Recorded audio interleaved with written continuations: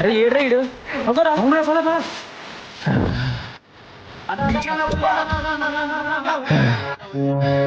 ఒక చెల్లి కదా చేయడం సిగ్గా లేదు. చెల్ల ఎవరికి చెల్లి? మీ అమ్మకు పుట్టిందా మా అమ్మకు పుట్టిందా?